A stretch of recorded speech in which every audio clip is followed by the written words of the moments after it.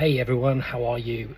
We're experimenting with a new media today. Usually you get your weekly update from me in the form of a audio file. And I figured, why don't we try a video file, since some folk like to watch their thing rather than hear their thing. So as ever, and if you're new to this, there are usually 5 things that I like to remind you of once a week. I have to recognise that some of you have only been with me a week or two, or haven't met you yet, and others you've been with me a while, so you know this stuff but maybe you've forgotten.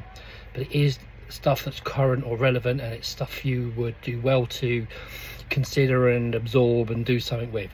So the 5 things this week are driving tests.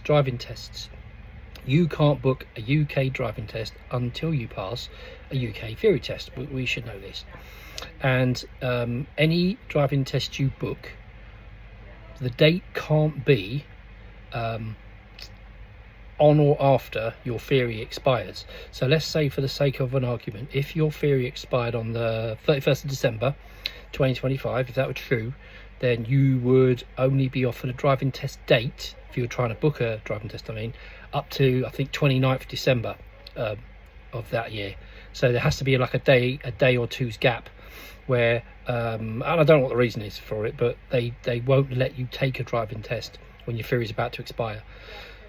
So one way you can get around that is, if you've got less than 6 months on your theory left, 180 days, you can book on and just take another one.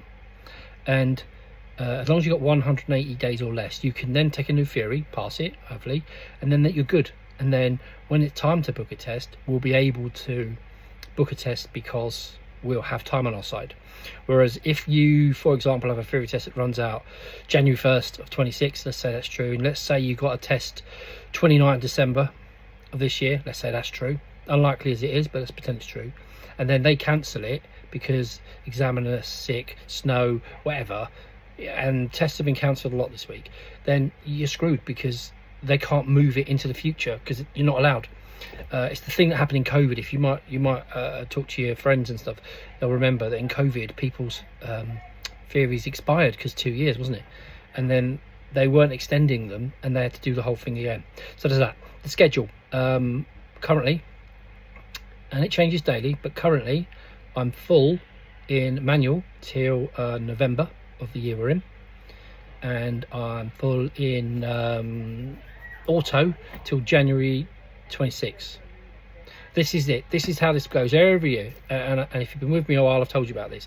What tends to happen is the sensible people book really far ahead, and that's great, and then we get a new influx of people that come for university and so on. They've suddenly got more money than they've ever known, and they're like, oh Christ, oh yeah, I'm gonna book 20 driving lessons and all this. So that they then get to about January, and then their money runs out, or their next rent's due, or something, and then they cancel lessons and whatever. It happens all the time.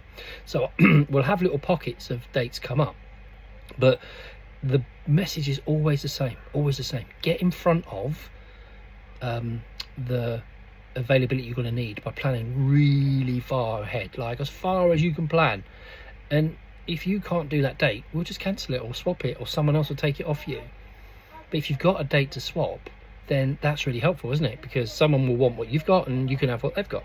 But if you've got no date at all, folk aren't likely to want to swap with you, and then it's breaking your progress and so on. So book as far ahead as you can, even if you're unsure whether you can do them. And if you've passed the theory in the last 3 weeks and you haven't told me, then well done, right? Great.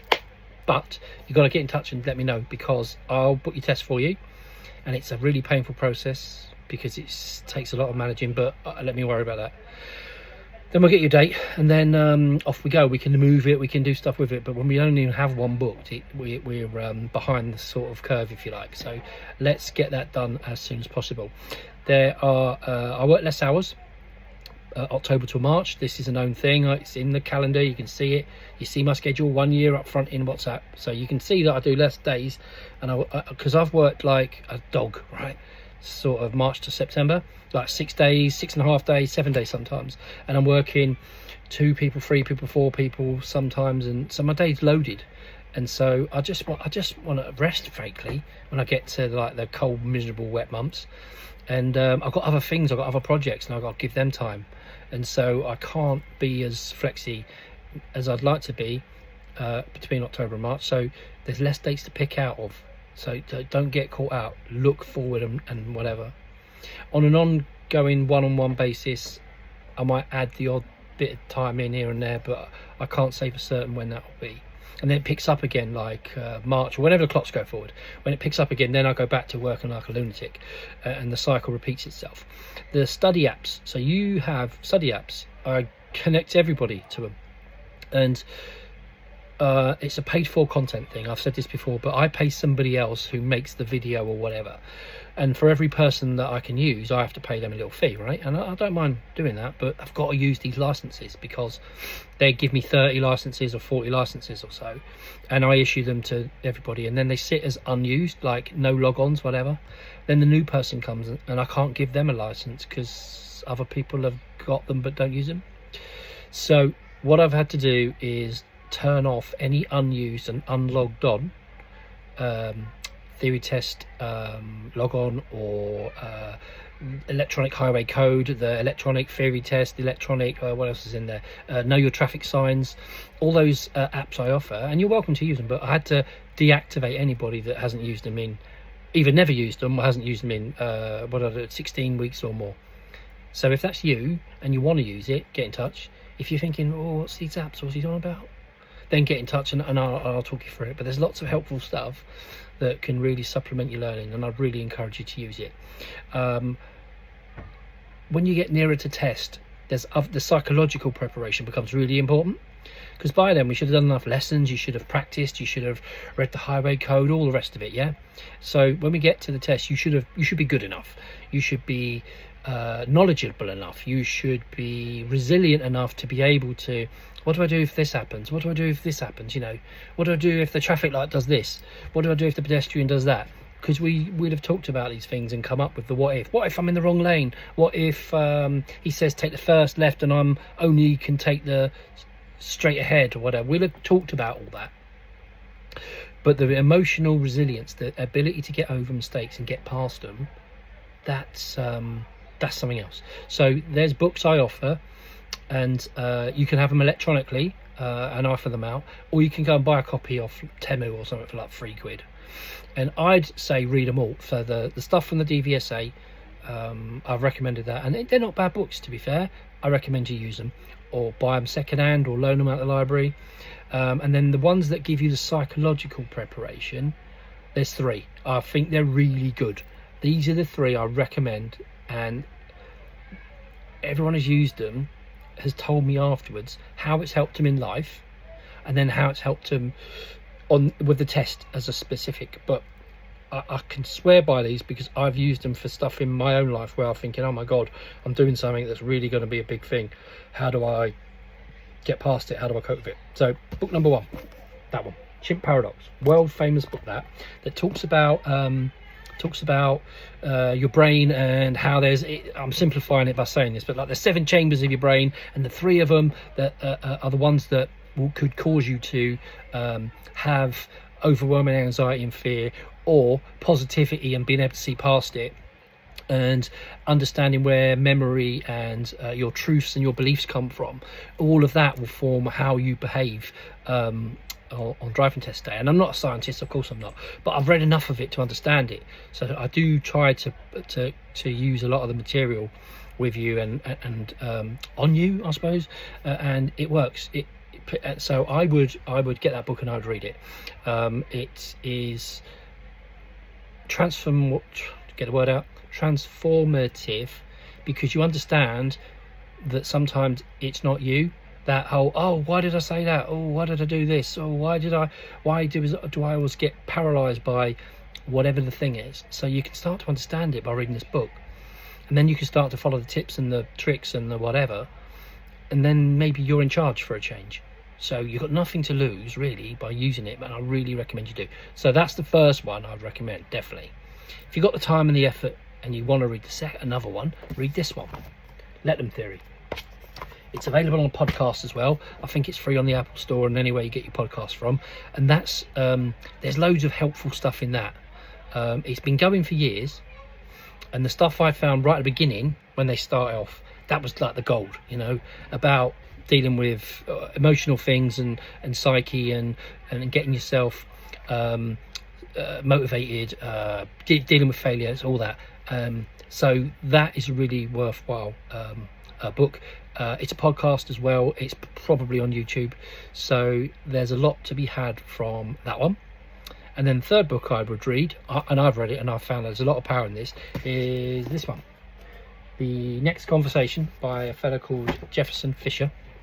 And he's got a page on Facebook, and they're very short 30-second videos about how to deal with this, how to deal with that. So someone disrespects you in the workplace, what do you do? Someone is gaslighting you, what do you do? Someone is disrespectful, and they're very short, helpful tips on how to deal with stuff. And they're situation specific, but really what it's doing, and this is why I recommend you read it, probably at the end of those other two, is it allows you to be selective about the things you're going to do. You can think about, I'm going to respond in this way to this problem or this situation, and that's not driving as only, it's life as well. You can be selective and pull the response to the thing, whatever it is, and probably have an easier time doing it. So the psychological preparation in driving tests is massively important. It's in one of the apps that I referred to apps earlier, the Driving Test Nerds Pro it's called. You're subscribed to that as well. I've hooked you up once already, so if you want to use it, get in touch, because your account got disabled because you've not used it. It makes a difference. And with a test coming up, if you thought you could get 1%, 5% better improvement by using these other study aids, why wouldn't you?